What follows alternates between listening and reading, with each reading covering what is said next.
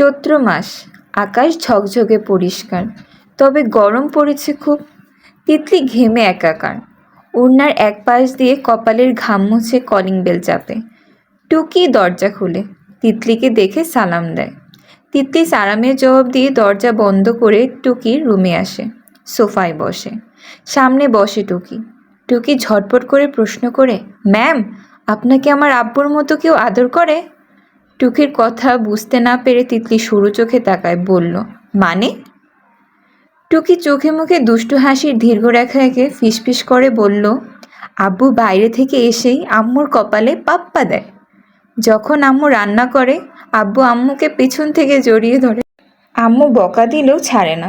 এটা নাকি আদর? তিতলির হেঁচকি উঠল। গলায় হুট করে ঝাল ঝাল অনুভব হচ্ছে। সামনে রাখা পানির গ্লাসটি হাত নিয়ে ঢকঢক করে রুদ্ধশ্বাসে পানি খেয়ে শান্ত হয়। বড় বড় চোখ দুটি পানিতে ভিজে টুইটুম্বর। তিতলির অবস্থা দেখে টুকির হাসি খুশি মুখটায় বিষণ্ণতা নামে। তিতলি টুকির মুখের দিকে তাকায়। টুকির ঠোঁট ভেঙে বড় বড় চোখ করে তাকিয়ে আছে। আদর নিয়ে তিতলি আলতো করে হাত বুলায় টুকির মাথায়। এরপর আদরে গলায় বলল, কি হয়েছে টুকি? কেঁদে আহ্লাদি কণ্ঠে টুকি বলল, আপনার চোখে পানি কেন? আপনি কাঁদছেন কেন? তিতলি মৃদু হেসে বলল, ওসব কিছু না। আচ্ছা, আমাকে বলো তো, এটা যে আদর তোমাকে কে বলল? টুকির মুখটা মুহূর্তে ঝিলিক দিয়ে উঠল। এদিক ওদিক তাকিয়ে চারপাশটা দেখে নেয়। এরপর তিতলিকে ফিসফিস করে বলল, দাদু। তিতলি হালকা করে হাসল। দাদিগুলো এরকমই হয়, ছোট বড় বুঝে না, ঝাপসা জিজ্ঞাসা করলে খোলাখুলি সব বলে দিতে প্রস্তুত। তিতলির মনে পড়ে নিজের দাদুর কথা। সে দাদুকে আদর করে দাদুনি ডাকত। শৈশবের কত শত সুন্দর মুহূর্ত দাদুকে নিয়ে। যখন তিতলির 6 বছর, তখন দাদু মারা যান। তিতলির জীবন থেকে খুব দ্রুত কাছের মানুষেরা সরে যায়, খুব দ্রুত। চোখের কোনা বেয়ে পড়া জল মুছে তিতলি বলল, ওসব বড়দের ব্যাপার, তোমাকে এত ঘাটাতে হবে না। গতকাল যে অঙ্কটা করিয়েছি, আজ আবার আমরা করব। পড়ার কথা শুনে টুকির মুখে গহীন বনের আধার নেমে আসে। পুরো নাম তানজিরা ইসলাম টুকি। স্কুলে পড়ে, ক্লাস 1-এ। তিতলি 3 মাস যাবৎ টুকিকে পড়াচ্ছে। মেয়েটা প্রতিদিন এত অদ্ভুত অদ্ভুত প্রশ্ন করে যে তিতলি বিরক্ত হওয়ার সাথে আনন্দও পায়। টুকি কাঁদো কাঁদো কণ্ঠে বলল, ম্যাম, আজ পড়ব না। তিতলি বই থেকে চোখ সরিয়ে টুকির দিকে তাকায়, বলল, পড়তে তো হবেই টুকি, পড়া শেষে আমরা অনেক গল্প করব, ঠিক আছে? টুকি অনিচ্ছাকৃত মাথা কার কাছে সম্মতি দেয়। 1 ঘন্টা পর টুকি বলল, ম্যাম, পড়া তো শেষ, এবার বলেন আমার আব্বুর মতো কেউ আপনাকে আদর করে? তিতলি অনেকটা বিরক্ত হয়। এইটুকু বাচ্চা কী সব বলছে। কপালে কুঞ্চিত রেখা এঁকে তিতলি বলল, না আম্মু, আমাকে কেউ আদর করে না, আর এসব বড়দের ব্যাপার, এত ঘাটাঘাটি করো না কেমন? টুকি যেন একটু অসন্তুষ্ট হলো। তিতলি বই গুছিয়ে রাখে। ভ্যানিটি ব্যাগ হাতে নিয়ে বলল, আচ্ছা টুকি, আমি যাই আজ, তোমার ছুটি। আসসালামু আলাইকুম ম্যাম। তিতলি টুকির মাথায় হাত রেখে হেসে বলল, ওয়ালাইকুম আসসালাম। তিতলি মেইন ডোর পেরিয়ে বের হওয়ার পথে টুকির আম্মু আঁখি ডাকল। তিতলি ঘুরে দাঁড়ায়, মৃদু হেসে বলল, জি আপু। আঁখি বলল, সিলেট থেকে আমার ননদ আসছে তার জামাইকে নিয়ে। সিলেটের চাপাতি আসছে, অসাধারণ স্বাদ, খেয়ে যাও 1 কাপ চা। সিলেট শব্দটা বজ্রপাতের মতো আঘাত হানে তিতলির মস্তিষ্কে। মেরুদণ্ড বারবার ঠান্ডা স্রোত বয়ে যায়। নিজেকে কোনোভাবে সামলে বলল, শরীরটা ভালো না আপু, আজ আসি, আরেকদিন চা আড্ডা হবে। আঁখি মন খারাপ করে বলল, আচ্ছা আসো তাহলে, আসছি। অতীত। শান্তিনীর বাড়ি চৌধুরী পরিবার ডাইনিং রুমে টেবিলে বসে দুপুরে লাঞ্চ করছে। খাওয়ার ফাঁকে 1-2টো কথাবার্তা হচ্ছে। নেক্সট সপ্তাহে ফ্যামিলি ট্যুরে যাওয়া হবে, তা নিয়ে ইদানিং যত কথা, যত প্রস্তুতি। বাড়ির কর্ত্রী আঞ্জুমান চৌধুরী খাওয়া শেষে 2 ছেলের উদ্দেশ্যে বলেন, তোদের দুজনের মধ্যে কি ফ্রি আছিস বিকেলে? নির্জনের বিকেলে ডেটিং আছে গার্লফ্রেন্ডের সাথে, তাই সে আগে আগে ঝটফট করে বলল, আজ ফ্রি নেই আমি। কপালের চামড়া ভাঁজ করে আঞ্জুমান বলেন, তুই কবে ফ্রি থাকিস? নির্জন জবাবে নিশ্চুপ। উত্তর না দেওয়ায় মঙ্গল মনে হচ্ছে। এমনিতেই ফ্রি নেই বলছে, জবাব দিলে একটা থাপ্পড়ও মাটিতে পড়বে না, সব পড়বে তার নিজের গালে। কে নিজের ইচ্ছায় মার খাইতে যায়? নিঝুমকে চুপ থাকতে দেখে আঞ্জুমান হতাশ ভঙ্গিতে বললেন, তুইও ফ্রি নেই? নিঝুম বাম হাতে চশমা ঠিক করে বলল, কী কাজ সেটা বলো। আঞ্জুমান খুশিতে ডগমগ হয়ে ওঠেন, বলেন, তোর আব্বুর বন্ধুকে তো চিনিস? ওই যে গ্রামের সাহেব চাচ্চু, তোর চিনিস তো, মনে আছে? গ্রামের প্রাইমারি স্কুলে যখন পড়তাম তখন সাহেব চাচ্চু বাংলা শিক্ষক ছিলেন। খুশিতে গদগদ হয়ে আঞ্জুমান বলেন, আব্বার তাহলে মনে আছে? নিঝুম মৃদু হেসে শান্ত কণ্ঠে বলল, মনে থাকবে না কেন আম্মু? কত ভালোবাসতেন উনি আমাকে। করতে হবে কি সেটা বলো। আঞ্জুমান ধীরসুস্থ বলেন, শাহিদ ভাইজানের একটা মেয়ে আছে, ওরে কি নিয়ায় ক। আঞ্জুমানের কথা কেড়ে নিয়ে মৌনতা উল্লাসে বলল, কার কথা বলছো? গ্রামে গেলেই ওর সাথে খেলতাম। এবার মনে হয় অনার্স 2য় বর্ষে পড়ছে, তাই না আম্মু? আঞ্জুমান রেগে যান, দ্রুতটি তীক্ষ্ণ হয়ে বেঁকে যায়। সব সময় কথার মাঝে তার 2 মেয়ের একটা না একটা কথা ঢুকবেই। গলায় তেজ নিয়ে মেয়েকে ধমক দিলেন, তোদের 2 বোনকে আর কতদিন বলবো বড়দের কথার মাঝে ঢুকবি না? মোহনা টেবিল ছেড়ে উঠে যাচ্ছিল, মায়ের কথা শুনে দাঁড়ায়, তির্যকভাবে তাকায় আর বলল, মা এটা ঠিক না, মৌন তোমার কথার মাঝে ঢুকছে, আর বকার সময় সাথে আমার নামটাও ঢুকাও। তোর নাম যদি এবার উল্লেখ করছি আর যদি বকে থাকি তো বেশ করেছি। আঞ্জুমানের দৃঢ় কণ্ঠ। মোহনা আলতাফ চৌধুরীর দিকে তাকায়, আহ্লাদিত হয়ে ভেজা কণ্ঠ অভিযোগ করে, আব্বু দেখেছো আম্মুকে? আলতাফ চৌধুরী আঞ্জুমানের দিকে তাকান বকা দিতে, দেখেন আঞ্জুমান সরু চোখে তাকিয়ে আছে।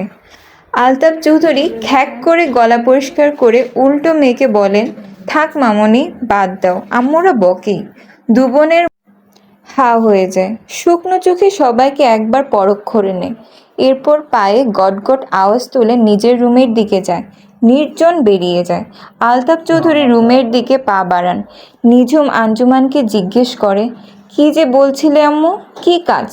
আঞ্জুমান আর্তনাদ করে বললেন, ও আল্লাহ, দেখছিস ভুলেই গেছিলাম কথায় কথায়। তোর সাহেব চাচার ছোট মেয়ে এবার এইচএসসি দিল, ভার্সিটি ভর্তি এক্সামের জন্য সিলেট আসতে চায়। কেন, কুমিল্লায় ভার্সিটি নাই? আছে, আসলে মেয়েটা খুব সুন্দর। কিছু বাজে ছেলের খবরে পড়েছে, ওইখানে থাকা মেয়েটার জন্য অনেক সমস্যা। ওর আব্বার তো কুমিল্লার দূরে কোথাও বিশ্বাসী কেউ চেনা জানা নেই, একমাত্র সিলেটে আমরাই আছি, তাই সিলেট আমাদের কাছে পাঠাতে চাইছে। 1 মাস 2 মাস থাকবে, পরে সব রেডি করে হোস্টেলে উঠে যাবে। আচ্ছা, তো আমাকে কি করতে হবে? মেয়েটা একা রওনা দিয়েছে সকালেই, বিকেল 5টায় সিলেটের রেল স্টেশনে পৌঁছে যাবে। আমাদের বাসা তো চিনে না, বয়সও কম, হারিয়ে যাবে, একটু নিয়ে আসতি যদি। আঞ্জুমানের কণ্ঠে অনুরোধ, আচ্ছা দেখব। নাম কি? কার? যাকে আনতে যেতে হবে। তিতলি। পুরো নাম মুমতাহিনা তিতলি। আচ্ছা যাব। প্রায় মিনিট 20 হলো তিতলি রেল স্টেশনে দাঁড়িয়ে আছে, কেউ একজন নিতে আসবে শুনছিল, কিন্তু কাউকে তো দেখছে না। প্রচুর গরম, তার উপর ভোরকা পড়া, শরীর ঘেমে একাকার, মাথাটা ব্যথা করছে। এদিক ওদিক তাকিয়ে দেখছে কেউ আসছে নাকি, আসলেই চিনবে কিভাবে। দূর, ভালো লাগে না। Excuse me. পুরুষ কণ্ঠটি অনুসরণ করে তিতলি পিছন ফিরে তাকায়। কালো শার্ট ইন করে পরা একজন সুদর্শন ভদ্রলোক দাঁড়িয়ে আছে, ঠোঁটে মৃদু হাসি আঁকা। দ্বিধা নিয়ে তিতলি বলল, জি, কিছু বলবেন? তুমি মুমতাহিনা তিতলি? অপ্রস্তুত হয়ে পড়ে তিতলি। কেউ এসে তার নাম বলে ফেলল, ব্যাপারটা কেমন ঠেকছে। শুকনো গলায় তিতলি বলল, জি। ঠোঁটে হাসি রেখে বলল নিঝুম, চলো। তিতলি থতমত খেয়ে যায়, আমতা আমতা করে বলল, কই? তিতলির চোখে মুখে ভয়ের চাপ, তা দেখে নিঝুম নিঃশব্দে 1 দফা হাসল। তিতলি খেয়াল করে দেখে, হাসলে ভদ্রলোকের গালে গর্ত হয়, টোল। নিঝুম স্বাভাবিক কণ্ঠে বলল, তোমার ফুফি, আই মিন মিসেস আঞ্জুমান চৌধুরীর ছেলে আমি। উনি পাঠিয়েছেন তোমাকে নিয়ে যেতে। ভয়টা কেটে তিতলির ঠোঁটে হাসি ফুটল। অপরাধী মুখ করে বলল, ও ভাইয়া, আসলে আমি আগে কখনো দেখিনি তো আপনাকে, তাই চিনতে পারিনি। আমিও তোমাকে আগে কখনো দেখিনি, দেখলেও মনে নেই, কিন্তু আজ ঠিকই চিনতে পেরেছি। কি করে? কৌতূহল বসে জিজ্ঞাসা করলো তিতলি। নিঝুম হেসে বলল, ম্যাজিক। কথা শেষ করে নিঝুম আবার হাসল। তিতলি নিঝুমের হাসি দেখে চমকিত হয়। ভদ্রলোকের কি চমৎকার করে হাসার ব্যামো আছে। নতজন হয়ে তিতলি ছোট করে উত্তর দেয়, ও। নিঝুম হাত ঘড়ি দেখে বলল, কিছুক্ষণ পরেই সন্ধ্যা, চলো। জি ভাইয়া। ব্যাগটা আমার হাতে দাও। না না ভাইয়া, আমি পারবো। আরে দাও তো, বাচ্চা মেয়ে। পারবা না। বাধ্য হয়ে তিতলি ব্যাগের দায়িত্ব নিঝুমকে দেয়। নিঝুম অন্য সময় ফ্যামিলির কার ব্যবহার করে। আজ নির্জন কখন গাড়ি নিয়ে বের হয়েছে নিঝুম জানে না, তাই গাড়ি ছাড়াই তিতলিকে নিয়ে আসতে এলো। নিঝুম সিএনজি রিজার্ভ করে, কিন্তু বিপদে পড়ে একটা বাজারে এসে। প্রচুর জ্যাম, তার উপর অনেক গরম। সিএনজিতে দম বন্ধ হয়ে আসছে তিতলির। জ্যামে আটকে আছে প্রায় 30-40 মিনিটের মতো। নিঝুম তিতলিকে খেয়াল করে। মুখ দেখে বোঝা যাচ্ছে কষ্ট হচ্ছে। নিঝুম পানি এগিয়ে দেয়। তিতলি পানি খেয়ে বলল, ভাইয়া, সিএনজিতে বসে না থেকে আমরা বরং হাঁটি। হাঁটলেও তো জ্যাম পাবে তিতলি। দেখো ফুটপাতে কত মানুষ। ভাইয়া প্লিজ, অনেকক্ষণ হয়েছে, আর বসে থাকতে পারছি না। সত্যি তিতলির অবস্থা নাজেহাল। ঘন সুতার কাজের থ্রিপিস পরা, উপরে ভোরকা, মাথায় ওড়না পেঁচানো। জ্যাম গরম সব মিলিয়ে অসহায় লাগছে। নিঝুম বাধ্য হয়ে সিএনজির ভাড়া মিটিয়ে ফুটপাতের রাস্তা ধরে। পিছু পিছু হাঁটছে তিতলি। অনেক ভিড়। ভিড়ের আড়ালে নিঝুমের চোখে পড়ে একটা মেয়ের বুকে একজন বয়স্ক লোক তার কনুই দিয়ে ছুঁয়ে দিতে চাইছে, এবং লোকটি সফল হয়। কি সাংঘাতিক! নিঝুম লোকটাকে ধরতে পা বাড়ায়। তার আগে ভিড়ের মাঝে অমানুষটা হারিয়ে যায়। বাহ ভাইয়া, কাপা গলায় ডাকলো তিতলি। নিঝুম তিতলির দিকে তাকায়। তিতলির চোখে মুখে বিভ্রান্তি। কেমন হাত গুটিয়ে হাঁটছে। তিতলি থমথমে গলায় বলল, ভাইয়া, লোকগুলো ধাক্কাচ্ছে খুব। নিঝুম চারদিকে চোখ বোলায়। প্রায় সবই পুরুষ। এর মাঝে কালো হাতের অভাব নেই। আর একটু সামনে গেলে রিক্সা পাওয়া যাবে। এই জায়গাটুকু তিতলিকে সুরক্ষিত রাখতে হবে। একজন পুরুষ হয়ে এটা তার কর্তব্য। দ্বিধা ছাড়া খোলা মনে নিঝুম জিজ্ঞাসা করল, তিতলি, আমি তোমাকে এক হাতে জড়িয়ে ধরে হাঁটি? তাহলে কেউ ছুতে পারবে না, সেফ থাকবে। তিতলি কয়েক মিনিট অনেক ঘাবড়ে গেছে। ভিড়ের মাঝে পিঠে 2-3টি চিমটিয়ে দিয়েছে কেউ। জ্বলছে খুব। বারবার নিজেকে সাজাচ্ছে তিতলি। এর চেয়ে সিএনজিতে গরমে বসে থাকা উত্তম ছিল। নিঝুমের এমন একটা প্রস্তাব তিতলির জন্য দরকার ছিল এই মুহূর্তে। তাই কোনো সংকোচ ছাড়া নিঝুমকে সম্মতি দেয়। নিঝুম এক হাতের বাহুডোরে তিতলিকে টেনে আনে। তিতলির পিঠের উপর দিয়ে নিঝুম হাত পেঁচাতেই তিতলির পা থেকে মাথার অবধি চুল কম্পিত হয়ে নড়ে ওঠে।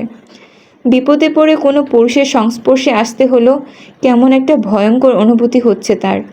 এর আগে পাড়ার বকাটে রায়হান অনেকবার জোর করে হাত ধরেছে, তখন এমন ভালো লাগার অনুভূতি তিতলির হয়নি। তাহলে এখন কেন হচ্ছে? হৃৎপিণ্ড চলছে দ্রুত গতিতে। তিতলি নিঝুমের বুক অবধি লম্বায়। তিতলির মনের কুঠারিতে বসবাস করা বন্দি মনটা কোকিলের সুরে গান গেয়ে উঠল। কতগুলো লোক ধাক্কাধাক্কি করছিল। লোকগুলোর পাশ কেটে যাবার পথে নিঝুম আরও গভীরভাবে তিতলিকে টেনে নেয় বুকের মাঝে। যা সইতে পারেনি তিতলির 18 বয়সী মন। এক অদৃশ্য ভালো লাগার অনুভূতিতে সে তলিয়ে যায়। নিজের অজান্তে তিতলির মন নিজের নিয়ন্ত্রণের বাইরে যেন চলে যাচ্ছে। মনের প্রেম কুঠুরির দরজায় কড়া নাড়ছে রং বেরঙের ভালোবাসার প্রজাপতি। তিতলি একবার হাত বাড়িয়ে দরজাটা খুলে দেওয়ার অপেক্ষায়।